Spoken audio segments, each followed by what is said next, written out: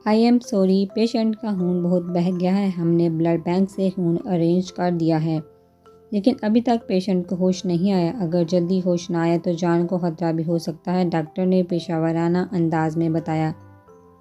Doctor اور بھی کچھ کہہ رہا تھا مگر کسی کی ہمت ہی نہ ہوئی آگے جانے کی۔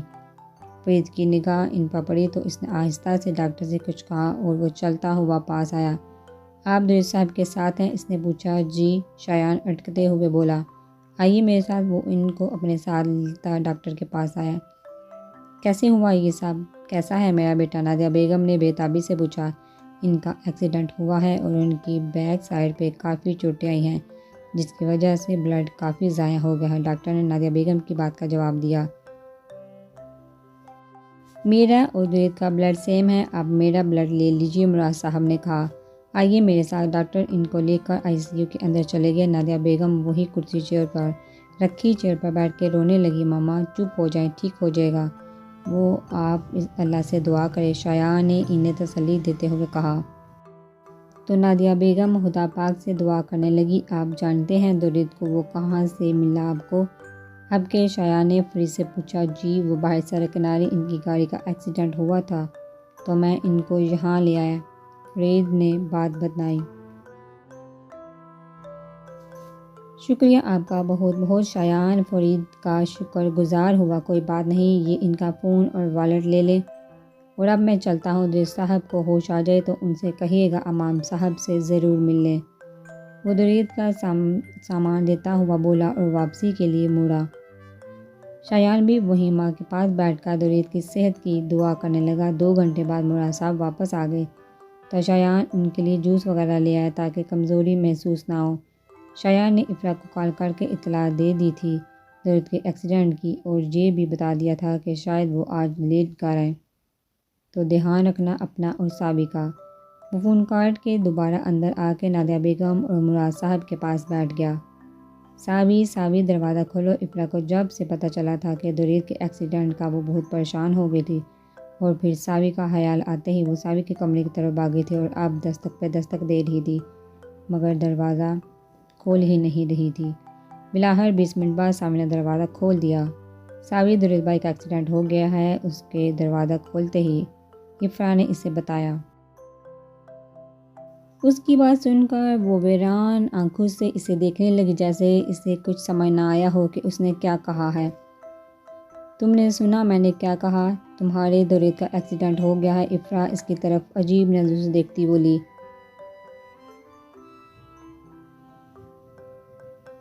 اچھا، نیند آ رہی ہے، مجھے سونا ہے، وہ کہتی دروازہ بند کرنے لگی کہ افرا نے ٹانگ آگے کر کے اسے ایسا کرنے سے روکا۔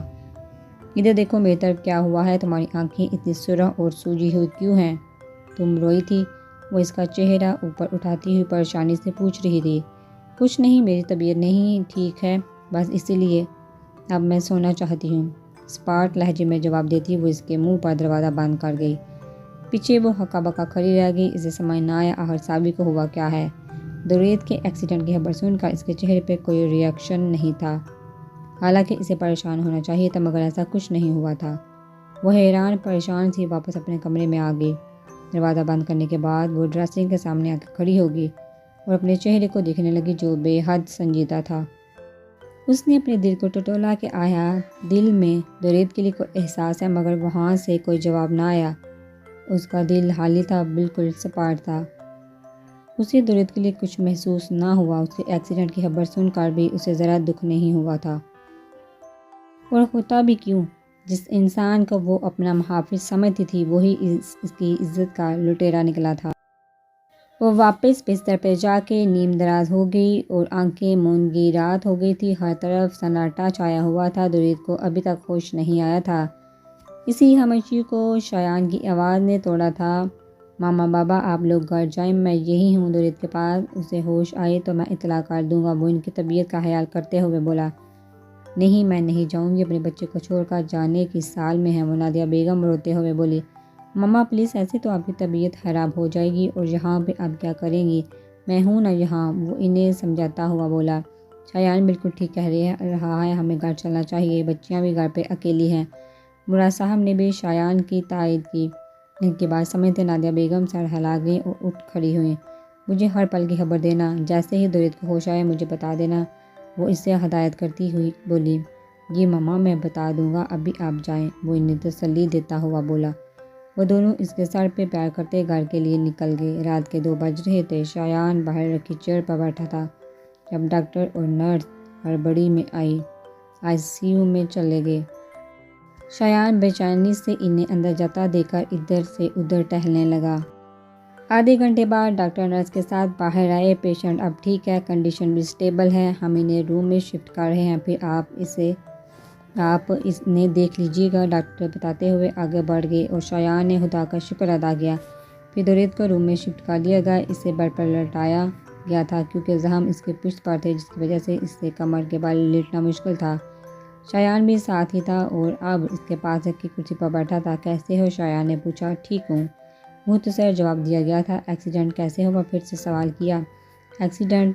وہ چونک اٹھا۔ ہاں، تمہارا ایکسیڈنٹ ہی ہوا ہے نا، وہ ایک فرید نامی آدمی تمہیں لے کے ہاسپٹل آیا تھا، اسی نے ہمیں اطلاع دی اور میں اور ماما بابا آ گئے، شایان نے بتایا۔ تو دورید نے گہرا سانس۔ مطلب ساوی نے کسی کو کچھ نہیں بتایا تھا اور نہ فرید نے سرے سے دل میں اذیت کا احساس ہوا، بس دھیان نہیں گیا اور ہو گیا ایکسیڈنٹ، اس نے سپاٹ آواز میں جواب دیا۔ اچھا تم آرام کرو، میں ماما بابا کو بتا دوں، وہ بہت پریشان تھے، وہ اسے کہتا ہوا باہر نکل گیا۔ اس کے جاتے ہی دورید نے منہ تکیے میں چھپا لیا اور اپنے آنسو تکیے میں جذب کرنے لگا۔ کون کہتا ہے کہ مرد کو ندامت نہیں ہوتی، وہ انا کے آگے جھکتے نہیں۔ جب اپنے گناہ پر سچے دل سے پچھتاوا ہو اور خدا کا خوف بھی ہو تو مرد اپنی انا تو کیا کبھی کبھی جان دینے سے بھی گریز نہیں کرتے۔ نادیہ بیگم اور مراد صاحب رات کو ہی آنا چاہتے تھے مگر شایان نے منع کر دیا اور اب وہ صبح ہی وہاں موجود تھے۔ افرا نے آنا چاہا تھا مگر شایان نے کہا کہ دورید جلدی گھر آ جائے گا، تب مل لینا، جبکہ ساوی نے آنے سے انکار کر دیا تھا، جس پہ سب کو ہی حیرت کا جھٹکا لگا تھا مگر اس نے اپنی طبیعت خراب کا کہہ کر ٹال دیا تھا۔ اس وقت نادیہ بیگم دورید کے پاس بیٹھی تھی اور مراد صاحب اور شایان صوفے پر بیٹھے دونوں کو پیار سے دیکھ رہے تھے۔ دورید کا پٹیوں میں جگرا وجود دیکھ کر وہ ہر دوسرے لمحے ان کی آنکھیں نم ہو رہی تھی مگر وہ خود پر ضبط کر رہی تھی، وہ ان کی حالت سمجھ رہا تھا۔ ماں سے بڑھ کر انہوں نے اس کو پیار دیا تھا، ہر آسائش فراہم کی تھی، ہر خواہش بن کہے پوری کی تھی، کبھی شایان اور اس میں فرق نہیں کیا تھا، اسی لیے اب اس کی یہ حالت دیکھ کے ان کا دل چھنی ہو رہا تھا۔ اب تم آرام کرو، میں یہی ہوں، وہ اس کی پٹیوں میں جگری کمر پر دھیرے سے ہاتھ پھیرتے ہوئے بولی۔ مجھے آپ سے بات کرنی ہے، اس نے کہنا چاہا۔ جو بات کرنی ہے اب گھر جا کے کرنا، تمہاری ساری باتیں سنوں گی، وہ لاڈ سے کہتی ہوئی بولی اور اس پہ چادر درست کرنے لگی۔ وہ بھی فرمانبرداری سے سر ہلاتا، آنکھیں موند گیا، کمر کے بل لیٹ لیٹ کر اس سے تھکاوٹ ہو رہی تھی مگر مجبوری تھی۔ کیسی ہے ماما؟ وہ اپنے شوہر کے ساتھ آج ان کے گھر آئی تھی، اسے پتہ تھا کہ وہ ٹھیک نہیں ہے، اسی لیے وہ ضد کر کے اپنے شوہر کو ساتھ لائی تھی جو کبھی اس گھر میں نہیں آنا چاہتا تھا، جہاں اسے نور کی آوازیں سنائی دیتی تھی۔ میں ٹھیک ہوں، تم کیسی ہو بیٹا؟ وہ اس کے وجود کو دیکھتی ہوئی بولی جہاں ایک ننھا سا وجود سانس لے رہا تھا۔ میں بھی ٹھیک ہوں، آپ اپنا خیال نہیں رکھتی نا؟ دیکھیں کیا حال کر لیا ہے، اپنا بائی کے کان کھینچوں گی میں، جنہوں نے میری ماما کا اچھے سے دھیان نہیں رکھا، اس نے حبکی سے ان کی طرف دیکھتے ہوئے کہا۔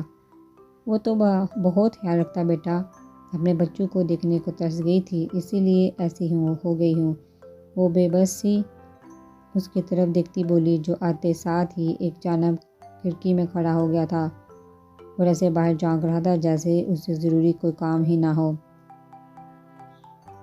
وہ مان جائیں گے، آپ پریشان نہ ہو، وقتی ناراضگی ہے، وہ ان کی نگاہوں کا ارتکاز دیکھتی انہیں تسلی دینے لگی۔ دعا کرنا میرے مرنے سے پہلے ہی مان جائے۔ وہ جو بے نیاز بنا کھڑا تھا تڑپ کر ان کی طرف بڑھا۔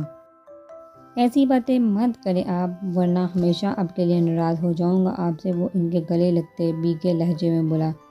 تم مان جاؤ میری جان، کیوں مجھے تڑپا رہی ہو؟ وہ رونے لگی تھی۔ آپ نے اچھا نہیں کیا، وہ نم آنکھوں سے ان کے آنسو صاف کرتے ہوئے بولا۔ جانتی ہوں میری غلطی تھی، صرف میری، کاش میں اس وقت کو واپس موڑ سکتی، ان کے لہجے میں آز تھی۔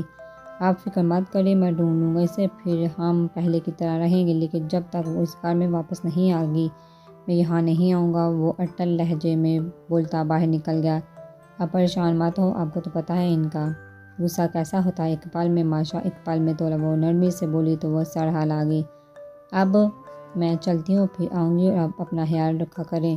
میں بوا سے کہتی ہوں آپ کا خیال رکھنے کا۔ وہ ان کا ماتھا چومتی، ان سے پیار لیتی باہر نکل گئی۔ ایک اور دن ہسپتال میں رکنے کے بعد ریت کو ڈسچارج کر دیا گیا تھا اور وہ آج ہی گھر واپس آیا تھا۔ ڈاکٹر نے اسے ریسٹ کرنے کی تلقین کی تھی۔ شادی میں بس 4 دن رہ گئے تھے۔ ایسے میں شایا نے شادی آگے کرنے کا کہا تھا مگر دوریت نے سہولت سے منع کر دیا۔ مجھے آپ سے کچھ بات کرنی تھی چچی ماں، اس نے دھیرے سے کہا۔ ہاں بیٹا کہو، میں سن رہی ہوں۔ وہ اس کی طرف متوجہ ہوئی۔ اور میں یہ کہہ رہا تھا، میرا مطلب ہے آپ صابر کے لیے جو رشتہ آیا ہے اس سے انکار کر دیں۔ اس نے اٹکے ہوئے بات مکمل کی۔ مگر کیوں بیٹا؟ اندرونی خوشی کو دباتے وہ پریشان سے گویا ہوئی۔ کیونکہ میں صابر سے شادی کرنا چاہتا ہوں، وہ ان سے نظر چراتا ہوا بولا۔ سچ؟ وہ خوشی میں پوچھ رہی تھی تو وہ الجھن سے انہیں دیکھنے لگا کہ وہ اتنا خوش کیوں ہے۔ جی آپ کو کوئی اعتراض نہیں؟ وہ حیرت سے پوچھ رہا تھا۔ مجھے کیوں اعتراض ہوگا؟ میں تو خود بھی یہی چاہتی تھی ہمیشہ، وہ خوشی سے بھرپور لہجے میں بولی۔ مطلب آپ صابر کا رشتہ اشر سے توڑ دیں گی؟ اس کے بعد پر نادیہ بیگم الجھی۔ اشر سے رشتہ؟ مگر صابر کا رشتہ اشر سے تو طے نہیں کیا تھا، انہوں نے اس کی طرف دیکھتے کہا۔ تو پھر کس سے کیا تھا؟ ان کی بات سن کے وہ حیران ہو گیا۔ ارے میرے بھولے بیٹے، صابر کا رشتہ تو تم سے طے کیا گیا تھا، وہ بھی بچپن سے۔ تمہارا نام تو بچپن سے اس کے نام کے آگے جوڑ دیا گیا تھا۔ اور منگنی والی بات تمہیں اس لیے نہیں بتائی گئی کہ تمہیں سرپرائز دیا جائے۔ میں ماں ہوں تمہاری، مجھے پتہ نہیں چلے گا میرا بچہ کیا چاہتا ہے؟ اب تم آرام کرو، میں چلتی ہوں۔ کسی چیز کی ضرورت ہو تو آواز دے دینا، میں لاؤنج میں ہی ہوں۔ وہ اسے بتاتی ہوئی اٹھ کھڑی ہوئی۔ وہ کمرے سے باہر نکل گئی۔ یہ کیا کہہ گئی تھی وہ؟ اس کا مطلب اشر نے اسے جھوٹ بولا تھا اور صابر اس نے بھی رشتے کے لیے حامی بھری تھی۔ اس کا مطلب صابر نے میرے لیے حامی بھری تھی اور میں نے کیا کیا اس اشر کی باتوں پہ یقین کر کے؟ کیسے کر سکتا ہوں میں، کیسے؟ وہ اپنے بال نوچتا ہوا بولا۔ ایک غلط فہمی کی بنا پر میں نے کیا کر دیا؟ اللہ معاف کر دے، مجھے معاف کر دے خدارا۔ میں کیسے اس کا سامنا کروں گا، کیسے؟ وہ بستر پہ ہاتھ مارتا بولا کہ ہاتھ میں درد کی ٹیس سی اٹھی اور وہ کرا کر رہ گیا۔